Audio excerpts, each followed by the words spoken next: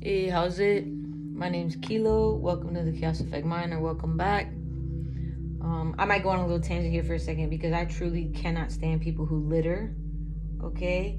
And when you're an adult and you have kids and then you teach the kids that that's okay, that the land isn't an extension of you, and that it's cool to just throw your trash out and do whatever and not pick it up if you see it, especially if it's in your... Bro, I can't stand that shit, okay? Pick up your fucking rubbish, throw it in the trash. Like, you have a trash can for a fucking reason, okay? Please do not litter. That shit is disgusting, and you are a shitty ass person. Whoopsie daisies if you do that. Just gonna say. There's little things that irk me in this world, but that has to be one of it. Okay, rant, pow, and yeah.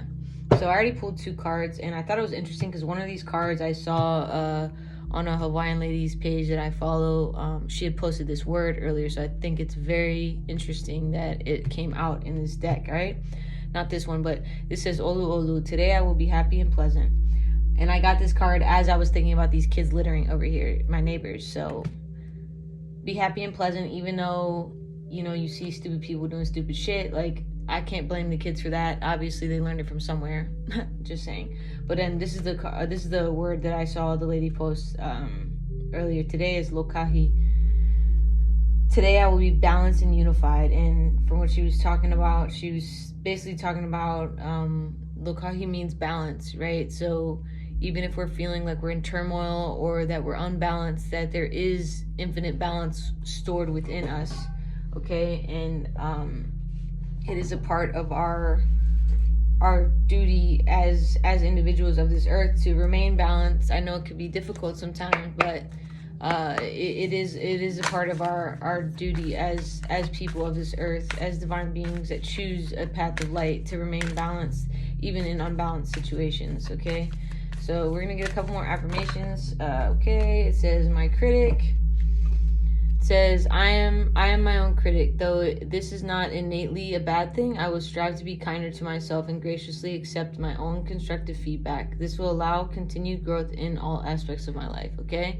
So just remember, as I always say, your mind is always with you. Your mind should be a happy place for you to dwell in. It shouldn't be the cause of your demise, right? So again, that goes with reprogramming, excuse me, our mind and our brains to think these things, and to tell ourselves, and to reprogram our minds, and to retrain our minds into what to think. Now, if you came from a negative environment that didn't really empower you to be your true self and to be who you are at your core, obviously there's going to be a push and pull balance needed, the lokahi needed, when it comes to being a critic versus being your biggest supporter. Okay, and again, I came from an environment like that. It's not impossible, but it's damn sure is not easy. Okay, so staying in the present moment will help that. And this is present. Time can be tricky. Staying in the moment means not lamenting about things past and not distressing about things to be. The past and future cannot be controlled. I can only control right here and right now. So I take peace in surrendering to the present. All right, surrendering to the present moment is it is key to a lot of things in this life, okay? Because we don't know what's going to happen in the future, and we damn sure can't sit there and dwell about what happened in the past, because we can't change what happened in the past, right? In the future, unless you're the Most High, unless you're the divine, unless you're Keakua, like, you can't tell what's going to happen in the future. You can plan out what you'd like to happen in the future. You can write your intentions about what you'd like to happen in the future, but unless you stay in the present moment, those things will not come into fruition for you, and lamenting on them will not help, okay? It says, dreamer, even during times that discourage me from carrying on, I will continue to follow my dreams, no matter how difficult. Though road bumps will set me back, I have determined that giving up is not an option. I will never abandon my dreams, all right? And I said this to myself earlier, giving up is not an option. It really, really isn't, because if you give up on you, who else is gonna be there for you? Like, no one's coming to save you. No one's coming to save you, and I know that can be an inherently negative thing to say, but no one's coming to save you, and you have to save yourself, okay? So if you give up, obviously we can take breaks. Breaks are important. Rest is important. Oops, this is gonna fall.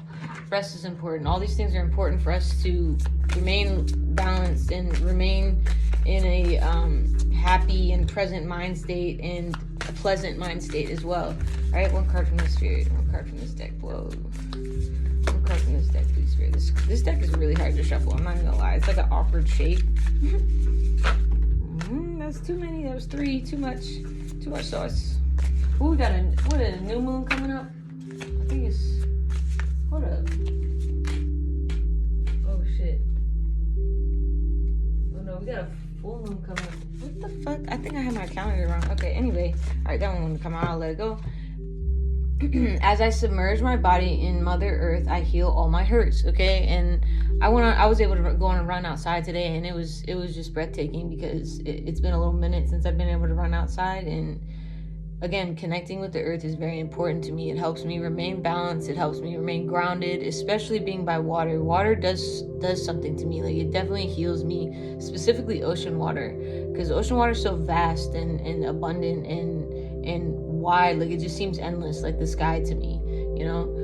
In the back of this says, before concrete jungles, rubber shoes, sterile hospital delivery rooms, carpets, paints, plastic bottles, and cubicles, your tough-ass ancestors evolved and survived over millions of years in direct connectivity with the earth.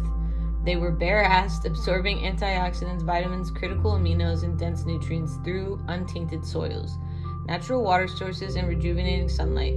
Nature is the ultimate healer physically, mentally, and spiritually. There's a reason why ideas explode, inflammation disappears, and stress retreats when exploring the outdoors.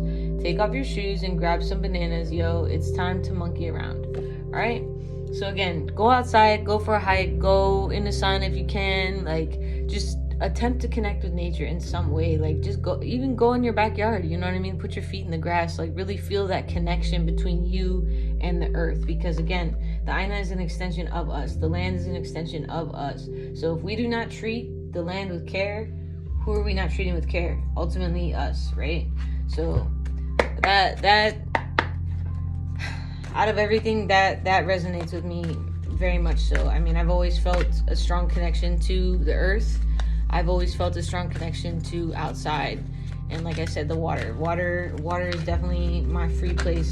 I guess that's why I'm a swimmer, because when I'm swimming, I just feel like I'm flying, like I can't hear anything else.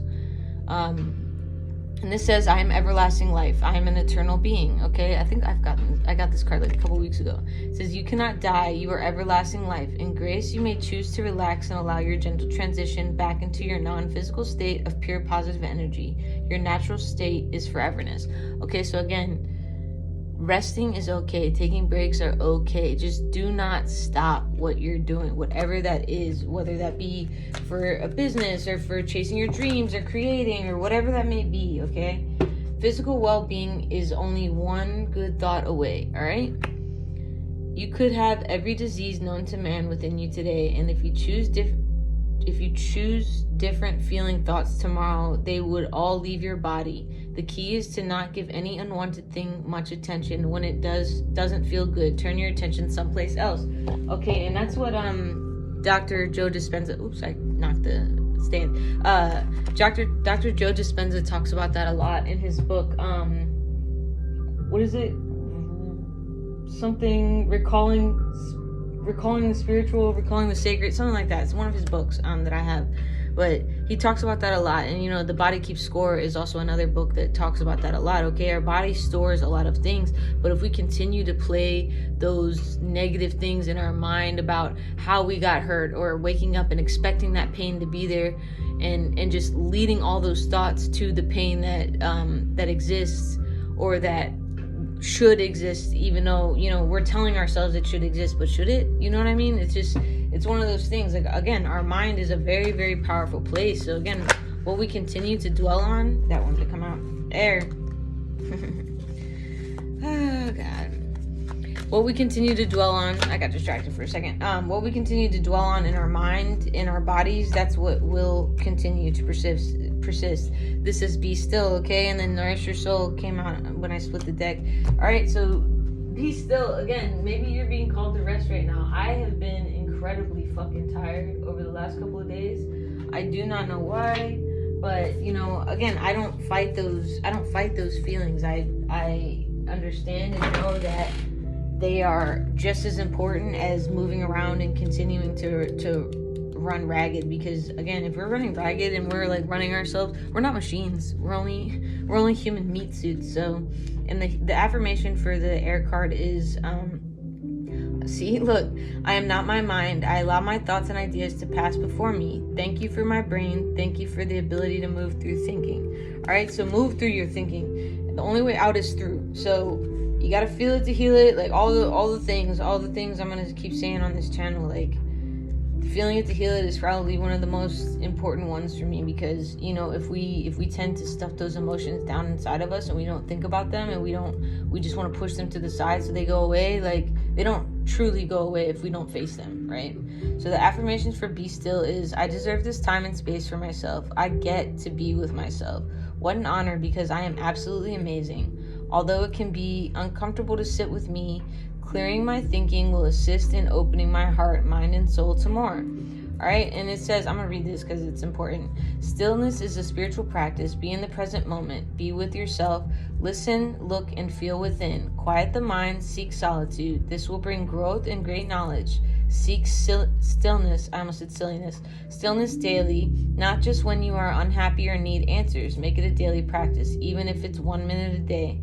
This will serve you in an unimaginable ways. All right. So again, a lot of messages about being still and being present with yourself. Okay.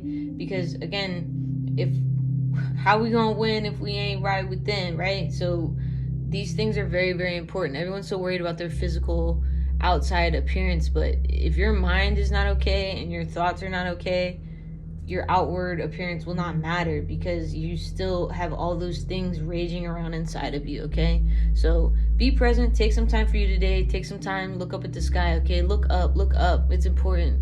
The sky is beautiful. Nature is beautiful. Make sure you partake in her today.